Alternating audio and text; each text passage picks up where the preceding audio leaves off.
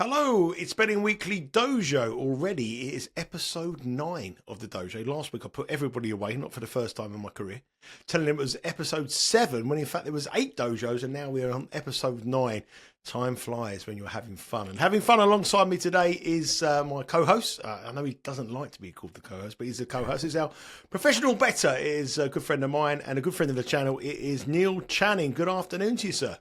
Hello to you, Nigel. Yeah, we're a bit late on parade this week. I was busy moving, as you can see from the garden in the background. It's different. I'm in a different place, so it's good. I had a good week, so I feel like I'm feeling quite fresh about the new week.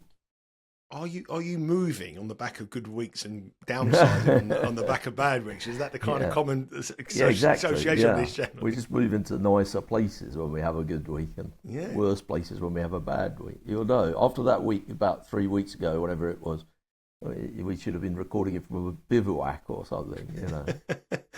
Well, we've had you on the live show once when we couldn't even get the internet working, so that must have been a really bad week. Yeah, exactly. Well, listen, I know you moved again to the. Where are you now? Whereabouts are you in the UK? Birmingham. Birmingham. And yes, look at the that's not in backdrop. Alabama. I'm talking about. Yeah, there's the UK, Midlands, right bang in the middle of the UK. Now you move a lot. No, I travel a lot. You move a lot, but moving it's an absolute nightmare, isn't it? I mean, I can't stand moving. Checking the internet, checking the backdrops. These are the kind of things we've got to do now. Sort of these YouTube channels. It's not like just getting a Skype to your mum or something. You're going to make sure everything works. Yeah, I'm starting to get the hang of it now. Now I'm, sort of been a bit of a digital nomad for a few years now, and just very, very easy now. Well, the one thing I've learned in the last few years is how to do an internet speed check. John, the producer, and Sean Calver have taught me how to do it. I never knew what that means. I've 500 over 400. I've actually learned that today. So there we are. You learn things every day. Well, that is something we're going to talk about today a little bit, about moving forward. You know, us geriatric gamblers, can we still learn and develop? Well, when they say it's 500 over 400, I think I'm asking for a fraction on the racetrack rather than the internet speed on the download and upload. It's unbelievable. But I tell you one thing I've always wanted to do, and I've said this to Paula and I've said this to many people in the past. Why don't we set a business up to move for you? So when you move home, you just ring me up, you change your gas bill, I change your this bill. You walk in, everything's done. You don't have to make all those telephone calls. But now with data protection, I think my plan has gone. Yeah, I think all that stuff is the absolute worst. Yeah, with the digital nomad thing, you don't have to worry so much about that. But if you do an actual move from a place that you're staying in permanently to another place you're staying in permanently, all of those utility bills and stuff, what a nightmare. Of course, the good news is if you do move address, you can always open you get a new bank card, move address, you get a bunch of new betting accounts. Now we know the reason behind all these moves. One of the smartest betting moves, but multiple moves, but all the hassle that comes with it, I can't be bothered with all that. Anyway, on a positive note, we feel a bit more. We had a good week, and my bet of the week. I told you last week's show was all about timing of bets. I told you the timing of the place. At the time, I said to there'd be minus 150. I told you there was a bet at minus 120, I think they were. They went off minus 105. The timing's everything. It was amazing, wasn't it, really? Because, just to remind people, Nigel suggested that, I think it was Hearts they were playing, wasn't it? Hearts. Yes, it was. Yeah. They were playing in Europe in the week. They were going to have to do a lot of travelling, and they weren't going to have so much rest time. And so it seemed inevitable that Aberdeen would shorten up in the betting, and I think when we were recording the show, you'd looked in the morning and they were minus $1.10. Actually, live on air, I had a quick look and they were minus 125. About 2 days later, they were minus 150, maybe even 155. And then about 10 minutes before kickoff, I had a look and they were minus 105. I don't know what the hell happened there. I've got no idea, and we're trying to educate people about the time to place your wages. That was one that I never expected. I thought. Well, you were kind of right, because you said you bet it at minus 110, and then they got as sure as minus 155. But I don't know why they suddenly flew back. It must have been a sort of team news thing or something. Well, I don't Anyway, really luckily know. they won. That was They the most won 3. important They're thing. lucky we were sending 3-2. off. Really, a red card helped us. We had a little bit of a luck there, but we had the bet of the week. And what I decided to do on this channel, on this show, I thought that a lot of joiners, not subscribers, joiners have come in and they want to be involved and they want to, they want to hear a little bit of a bet. They want to hear stories. They want to hear tales, and they want to obviously hear some experience and things like that, and tips on the trade. But also they want to have a winner, don't they? So last week, if you come on, you bet the Aberdeen.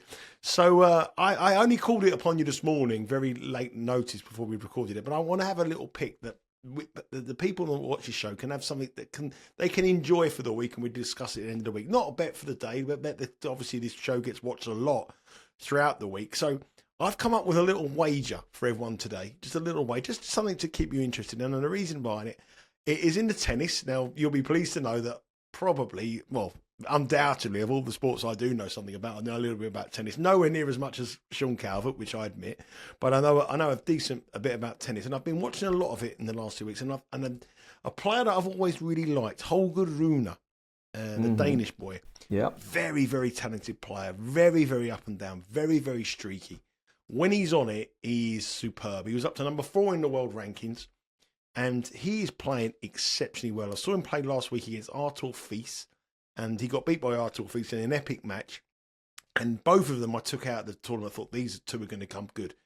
Rune comes really good at the end of seasons. A couple of seasons ago, he won the Paris Masters at the end of the year, and he wants to get into he needs to have a really strong end of the year to get into the Tour Championships in Turin. He needs to win this tournament, probably get to the quarterfinals or semi-finals of another big 1,000 event and do well. But he hasn't shown anything this year, and I've watched him this week, and he was exceptional. And he's currently around about 25-1, 33-1 with Bet Rivers, something like that. The last time I see, he's got Taylor Fritz tomorrow, the American, or maybe not tomorrow, the day after, the American number 1, and he'll play Novak Djokovic in the quarterfinals. And I don't think Novak Djokovic is anywhere near the player he was. So Holger Rune, 25-1.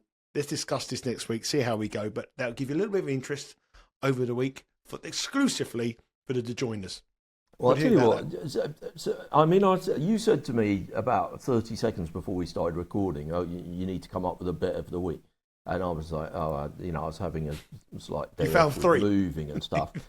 I've suddenly remembered I did have a bet a couple of days ago, and the price is still there. But I backed this guy last week, and it's definitely an ongoing thing. It might not be good for our stateside viewers, but it's more for our UK people.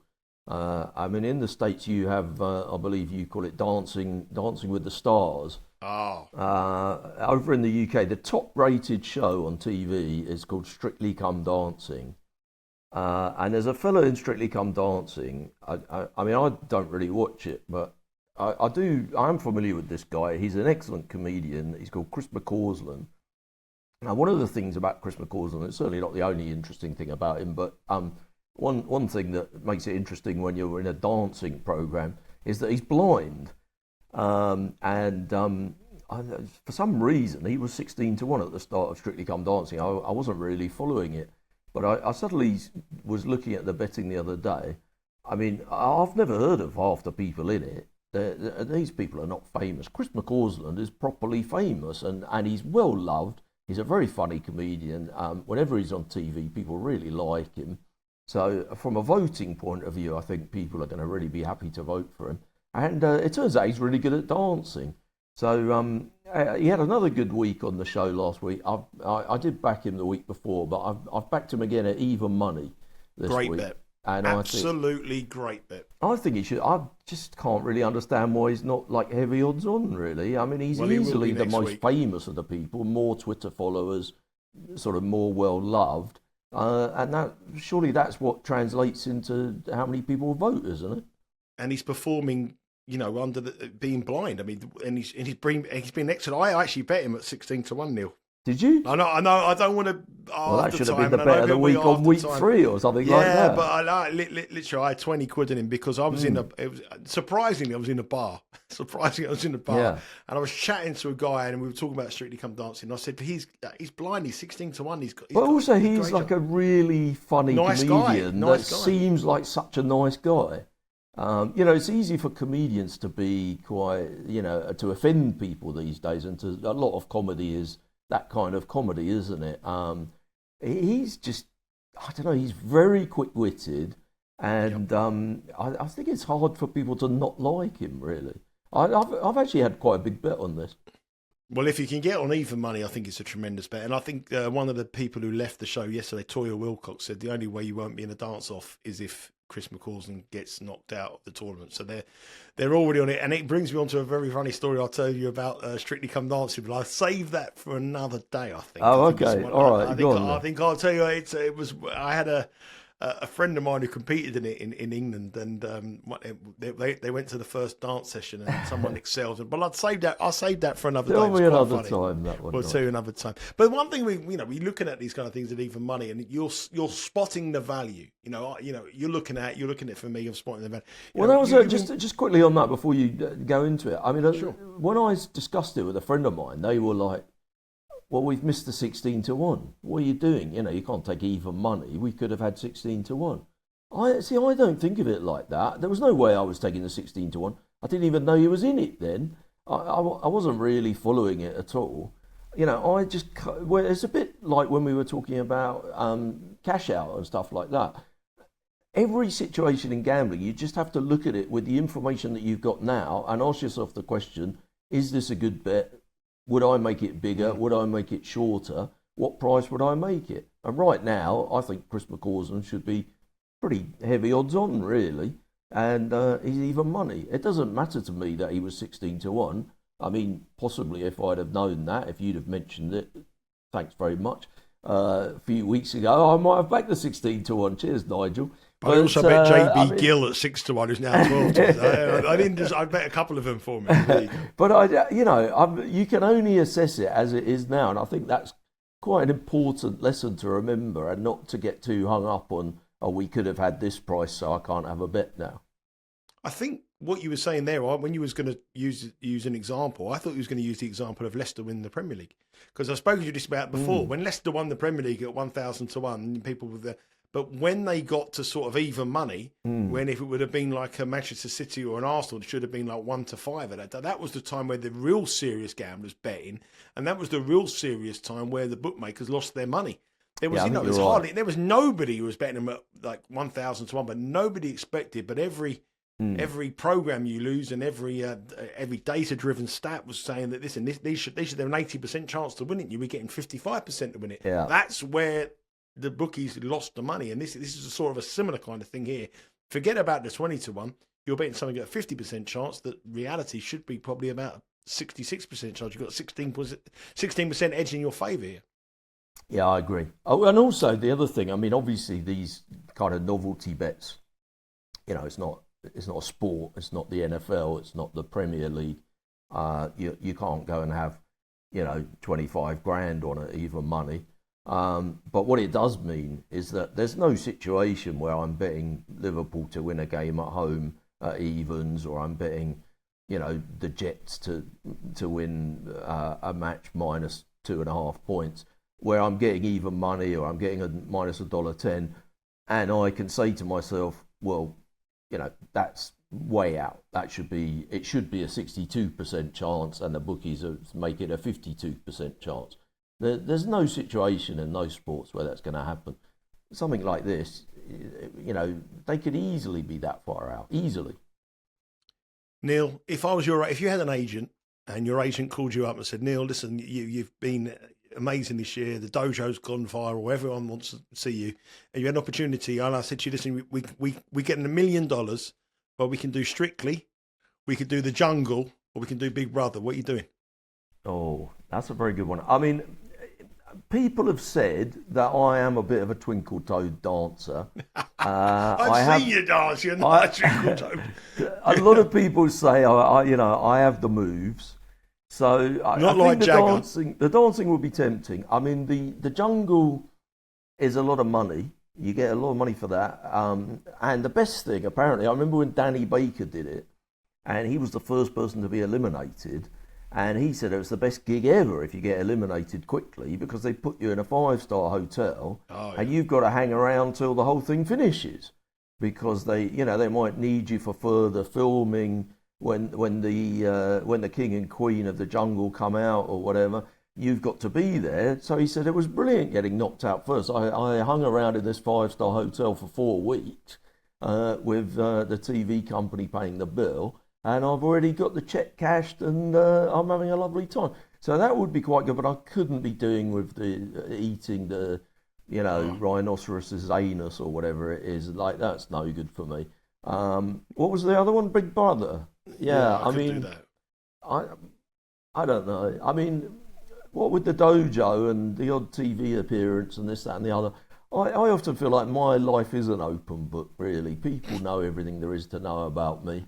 It would be fine for me being on Big Brother and everyone watching me 24/7.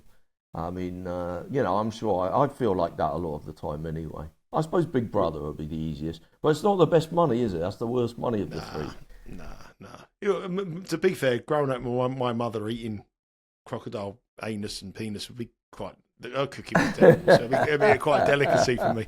Let's have a move on. We're talking about the gambling industry, and obviously Neil's a professional gambler. The questions we like to ask you about is sort of the people who are trying to aspire to be professional gamblers, and people who are trying to aspire to make money in sports betting or any betting along the way. And we're talking about you've highlighted there. You've seen the price at even money. You've seen the price here. You like that. Can you remember when your sort of gambling improved and you thought, you know what, I've got a real big chance at this. This is. I think I can make this pay. When is that sort of moment that happens? That sort of light bulb moment. Thinks, hang on a minute, I'm all right here. I definitely think I've said it on the podcast before that the idea that you become capable of knowing when you've got an edge in something, and that you learn to play bigger on those times. So if I see a Chris McCausland type bet where I feel like I've got a big edge, then I should play quite big. And if I see a bet where I think it's in my favour, but it's more of a bread and butter bet, I might see something on the NFL where a guy looks 3 or 4 yards out on his player prop line, and now I'm getting maybe a 3 or 4% edge. I'm not going to play so big. And I think the day that I learned that you need to, put your big boy boots on and have a proper bet when you see one with a big edge, and on the other ones, just keep ticking over. I think that was a day when I improved quite a lot. But I also think the other thing that's really important is to approach it professionally. In poker, people talk about going on tilt. You know how a pinball machine, if you get upset and you hit the machine, it's said that you've tilted it. You've gone tilted, and you lose your money. It's the end of the game. And in poker, people talk about going on tilt if you get one hand goes wrongly for you, and you get all upset and you start playing badly. And it can often cost you more in the following hands than it did in the first one that got you upset. And I think in sports betting it's exactly the same. I had that really bad week on the NFL a couple of weeks ago, and honestly, after all these years, even though it was literally the worst day I could ever remember really on NFL, but after all these years, I didn't really bat much of an eyelid. I was quite surprised at just you how looked many... absolutely down in the doldrums. You were in there absolutely. We had to. I was obviously a bit fed up, and obviously we had so many comments saying Neil's up fed up. Oh, you didn't have a poker face on that day. I was a bit fed up, and I was definitely a bit kind of dazed by how many losers I'd backed that day. I was pretty surprised. But if you looked at how I performed in the next 6 days in terms of which bets I had and how much I had on, you wouldn't have noticed that there was anything different. I just approached it 100% the same the next week as I would have done. I actually had a really good week the next week, and I had a winning weekend this weekend. It was not quite as good as the week before, but it was decent.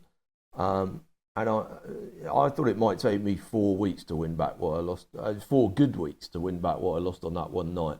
I've had 2 good weeks, and I've pretty much done it. So, I'm fairly pleased with that. But my point is that I think it's how you face up to those challenges. If you have a tough time, You need to control your emotions and make sure that you're just approaching each bet as if it's, there's no last races. We don't need to chase our losses. The sporting events don't know how you're doing that day. If I bet on a guy to score a goal or to score a touchdown and he doesn't score, the next person it doesn't mean I'm due a winner and I should have more on the next one, because they don't know, those professional sports people, what I did on that last bet. I should only really bet on the next one in terms of what price do I make it, what price are they offering, what's the difference between those two things, is this a big edge bet for me or a medium edge bet, or is it just a small edge bet? And that's how I should stake it, and that's how I should think about it. And I think that your question was, when did I start to improve and feel like I could do this?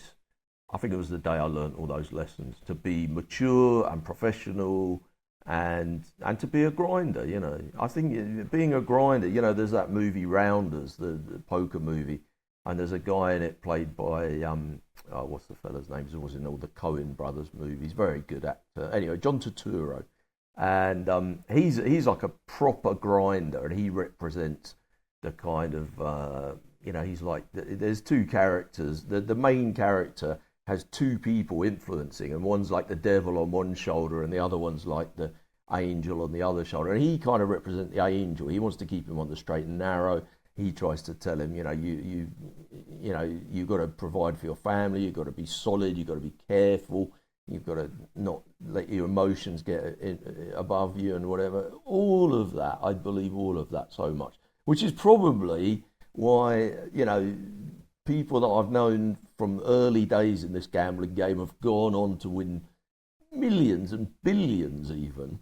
And I'm scratching around just getting my income every year, 40 years later. But I'm still here. And there was a lot of other people that tried to shoot for the stars who didn't make it and went by the wayside. So I don't know. I mean, possibly there have been times, I think I have been someone that has a bit of a go occasionally and isn't afraid to push all my chips in a gambling sense and play a bit bigger than I maybe should do. But I think as I've got older, I've become much steadier. I'm a steady gambler now. Actually, I'll tell you one. I don't know whether you know this expression, Nigel. They say there are old gamblers and there are bold gamblers, but there are no old, bold gamblers. You are. Are you in that middle? Can you consider yourself the only one who's the old and bold gambler? I don't know whether I'm that bold anymore. I think I get less bold as I get older. Do you think that yourself? That you used to be a bit, well, obviously you were a slightly chaotic gambler at some times in your life. Yes. And you're now a terrible gambler. Terrible gambler. And I think the next question I was going to ask you, what caused you to improve? And I think what caused me to improve was going skint. I mean, actually, that's a very interesting point. And I was very much, I was very much a person that if I had, and I still think I'm a person, if I had $100 or £100 and I needed to make £1,000, I would make the right tactical decisions, the right bets, the right plays, and I'll get the £1,000. And not always, but more often than not, I'd get myself. When I got the £5,000 and wanted to kick on to 50, I made the most erratic, most stupid, the most nonsensical decisions in my chase to get more money. And I think as I was a young man, I've said this before on this podcast, I had a family young, and I wanted to try to do things, and I did everything wrong. As I've got older, I've realised probably the value of money more, and I've realised that there is a right bet and a wrong bet, and sometimes, and most of the times, you don't have a bet when you have a drink. Really, to be fair. Well, yeah, that's a bad. If I had a couple of beers, I would be chasing. I'd become slightly depressed, and I'd be betting crazy. But now, as I've got older, I've learned completely different. And if I don't have a bet in a week, if I don't have a bet in 2 weeks, it's no problem to me. But I think going bust really does make you. But it's interesting. Improve. But I think you're right. You do learn from that, and also think people change as they get older. Obviously, But we're having a lot of conversations in the UK at the moment about responsible gambling and about the betting companies are under pressure from the regulator to keep a very careful eye on how much people are gambling, and if you want to gamble in the UK these days, you're constantly asked for paperwork about your finances and this kind of thing. I mean, American people listening to this probably think this is outrageous and it's a real attack on civil liberties, and if you've earned the money and paid tax on it, you should be allowed to do whatever you want with it. But over here, there's definitely been a move towards heavy regulation of gambling.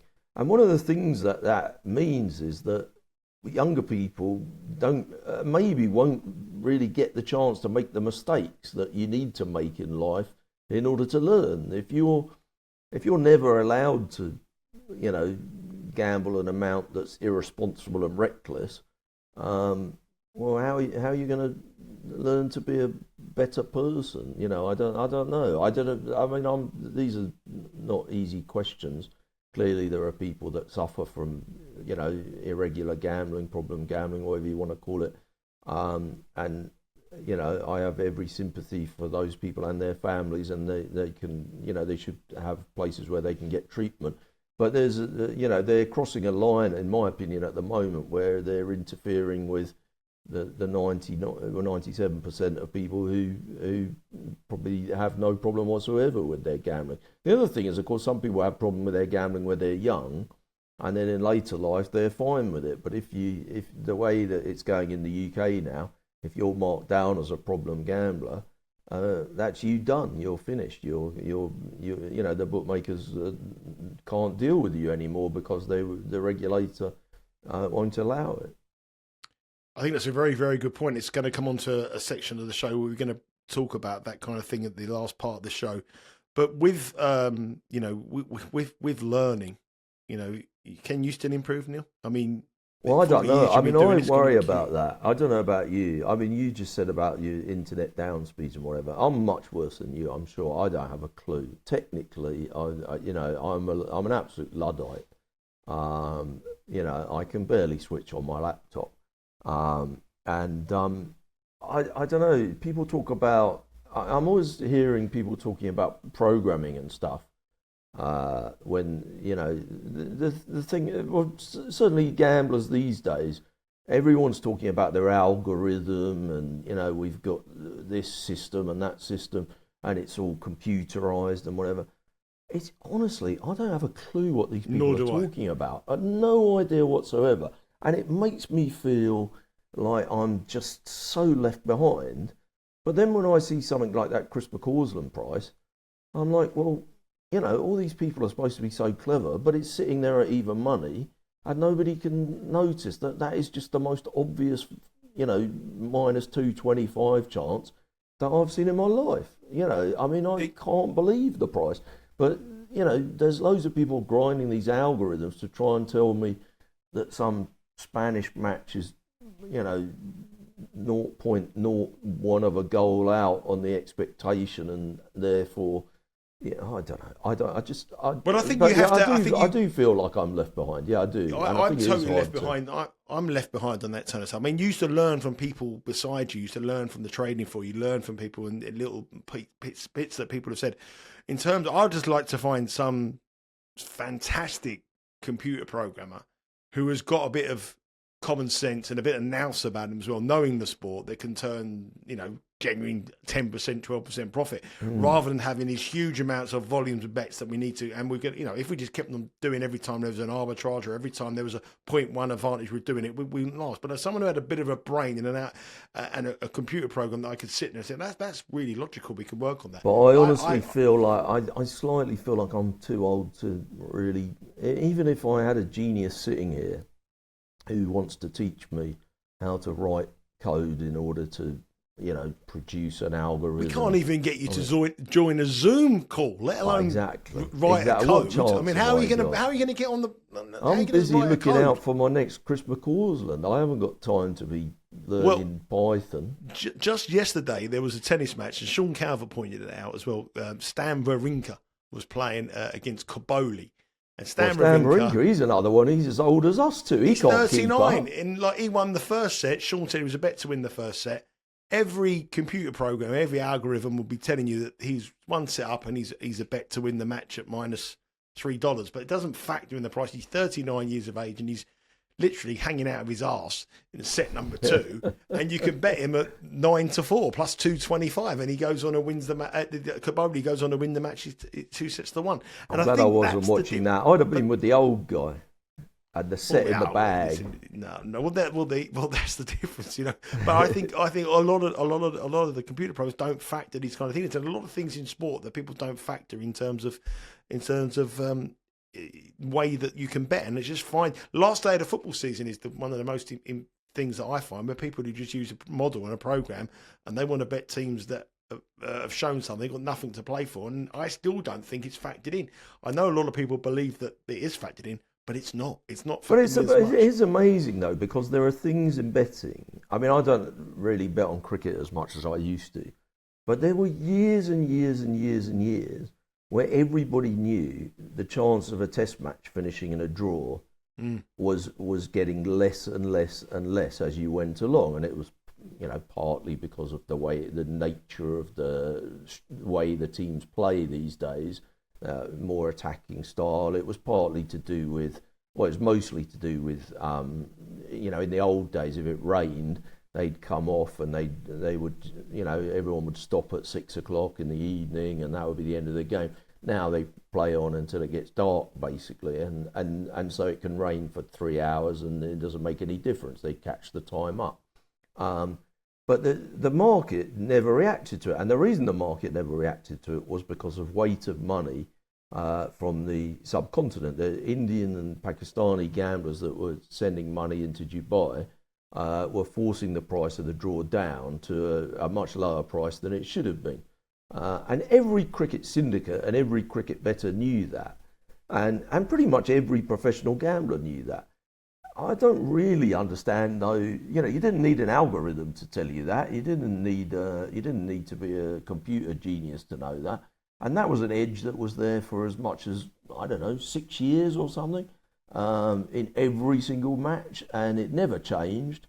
You know, sometimes I think things are just quite obvious, really. I mean, we were talking about, in an earlier episode, I think we were talking about goals generally and how they've gone up in football. And, you know, there's been a situation, I haven't really followed it as much this year, but in Italian football, where for 3 years running, you could pretty much bet over every single game and make a profit.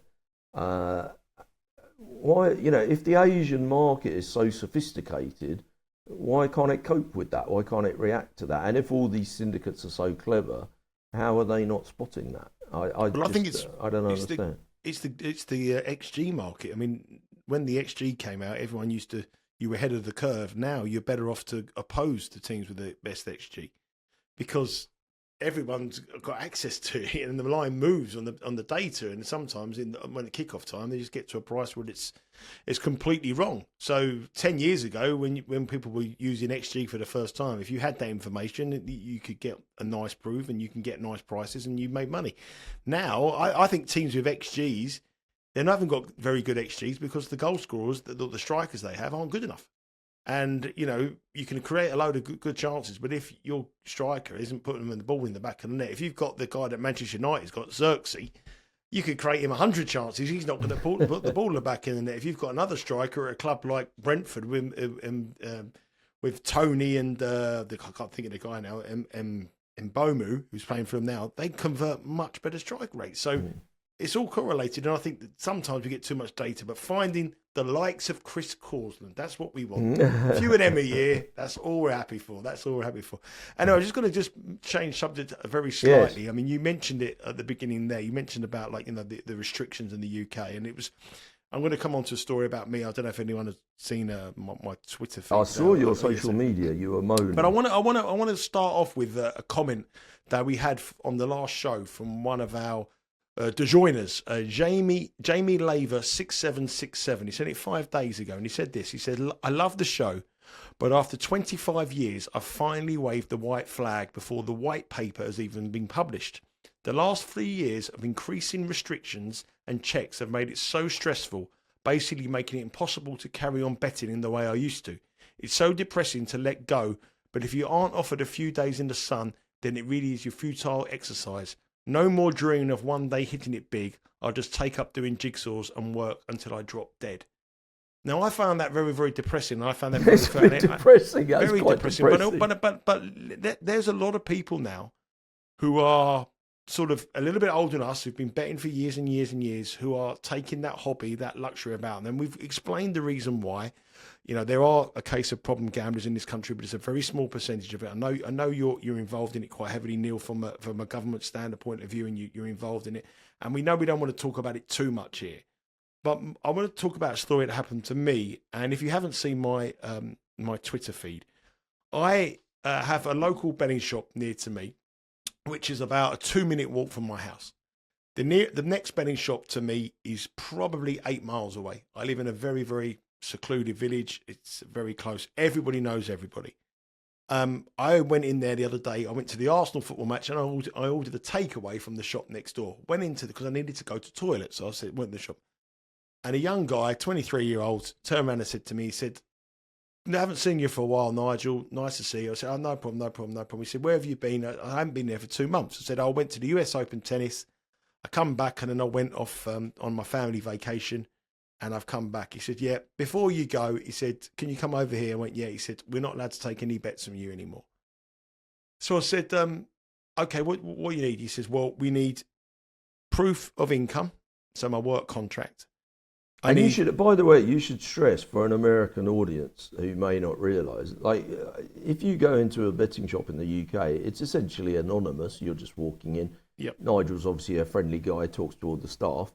But generally speaking, if they say to you, we can't take any more bets off you, you might imagine that's because, they don't want the action. Nigel's too hot for them or whatever. It doesn't necessarily mean that these days. It could mean one of a dozen things. It might be because they fear that he's using the proceeds of crime. It might be because they don't feel like they have enough information on who he is as a customer.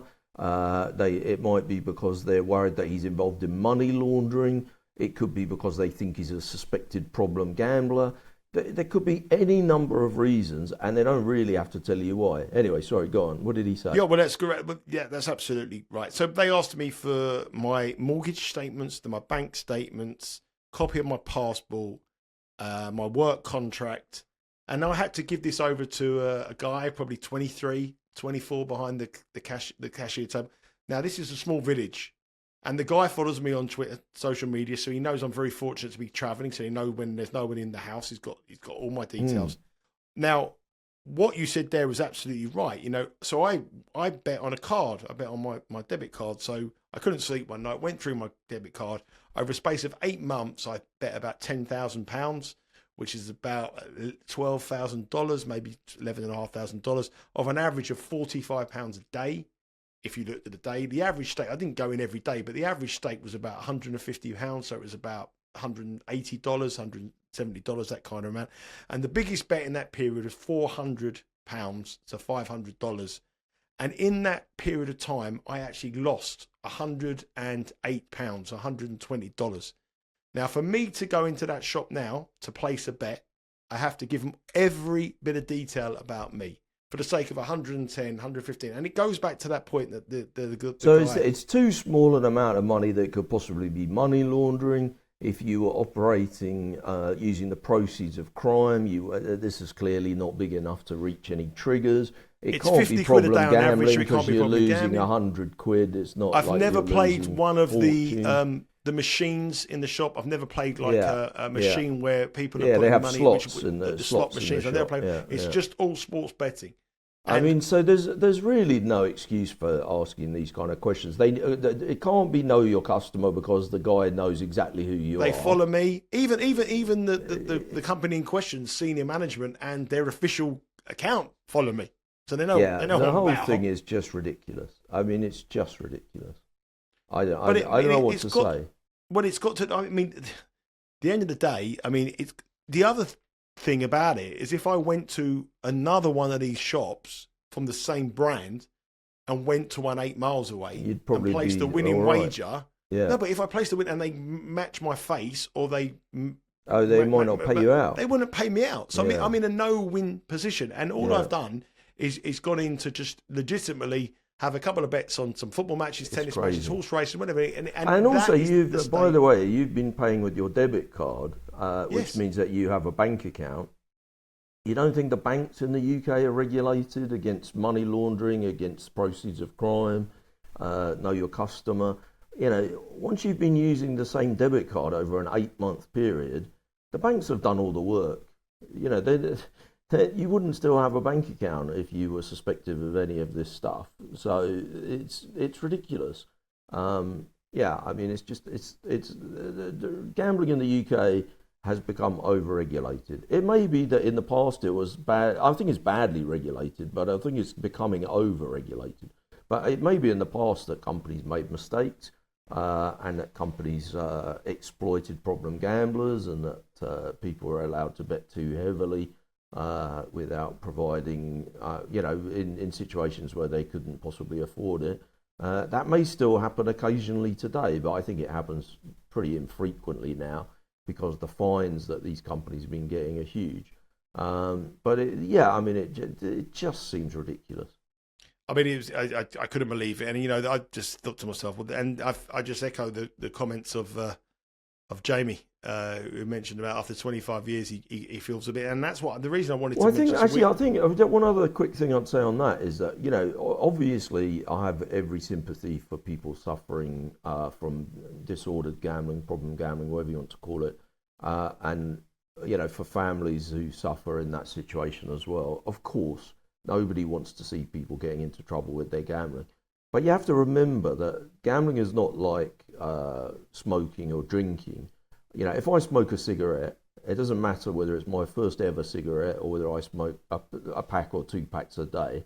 Every puff I take, we know, is bad for me. If I drink, you can drink in moderation and it's not really going to do you a great deal of harm. But any kind of heavy drinking is going to be very bad for your health. You can be someone that gambles every single day, and you can have, not only can you have no adverse effect whatsoever, but you could also have a positive effect. It produces endorphins, makes people feel happy. In the UK with the betting shops, not so much these days, but in the past there used to be a community feel about the betting shop. You go in there and you'd see the same group of people, have a chat, talk about the footy last night. What did you see? Did you watch that race?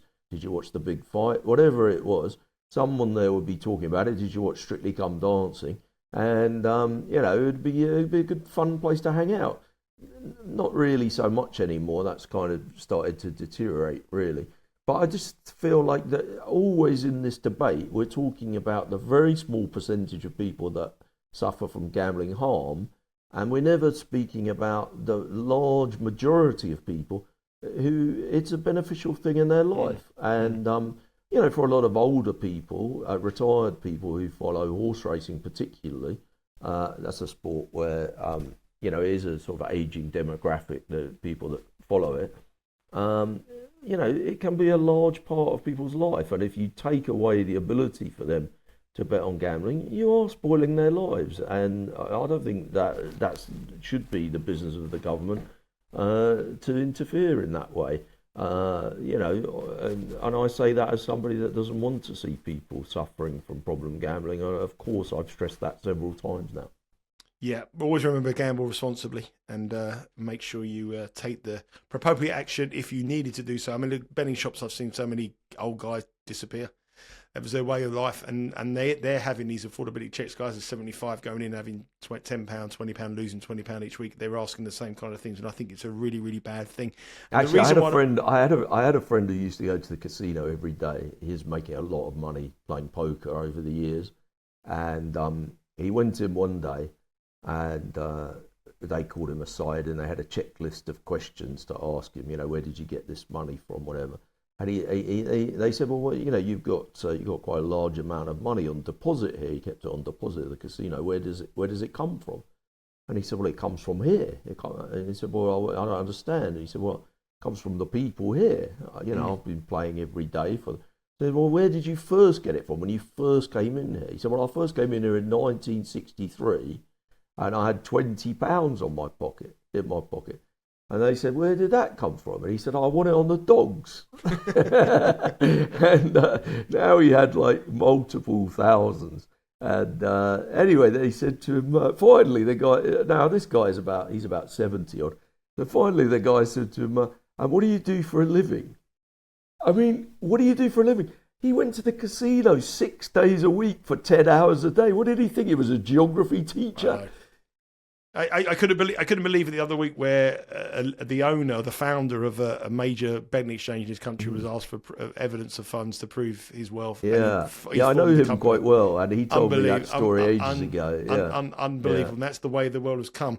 The reason I mention this is because obviously American sports betting now has never been so successful. We're obviously sponsored by Bet Rivers. The American market is booming. It's a better place than ever been, and really it's been a complete role reversal in the last couple of years in the way that the American market is now thriving under great companies and like Bet Rivers who monitor everything and give you the opportunity to bet and to bet to some decent levels. Obviously, if you win a few quid, you're going to get restricted. That's part and parcel of the game. But in this country here, we've gone to a dark place, and black market operators are now the norm. The other thing I saw a tweet the other day. It made me laugh actually after this, and it was a guy, and he said 3 years ago, I gambled too much. I drank too much, and I was a sex addict. He said, 3 years on, I'm exactly the same. Life's brilliant. I think that's about right. And on that note, our positive note, that is a wrap for this week. Do remember to gamble responsibly. We're joking aside here, but obviously it's a very, very important issue. Please do not gamble with anything more you can afford. And there are help out there if you need any help on this show. So, Neil, we haven't even given out a call out for the to join us. What are they got to do this week? I mean, come on. Like next week, we're going to be so happy. We're going to be dancing around the studio, dancing on the podcast. And what will make us really happy is if we notice, if you go to that subscribe button, don't think of it as subscribing, think of it as joining us. The do join us button, hit that button and hit the like button as well, because, I think we had a couple of thousand people watching on YouTube last week. We got more than 1 in 10 pressing like, but it was still a bit too close to 1 in 10. Come on, let's get it up to 1 in 5. Yeah. If we could have 400 people pressing like this week, I mean, personally, I'd take the under 360. But if we could get up to 400, I mean, that would be amazing. That would be amazing, and it's achievable. It's not like it's impossible. Anything is achievable in life. You've only got to look at me and Neil Channing and think that 25 years on, we're still doing this to prove that anything is possible in life. Hopefully you have a great weekend. Cash some tickets. Remember, the bet of the week, a whole garoon to win the tournament over I'm in going to be Shanghai. dancing for joy, dancing Chris with the Causland stars if he on wins. Dancing with the Stars, if you've got that as well. Lots of action as well. And remember, every day, 11 o'clock Eastern time, Betting Weekly Live, one of the handicappers, one of the crew will be on giving you some best bets and some great winners going on there.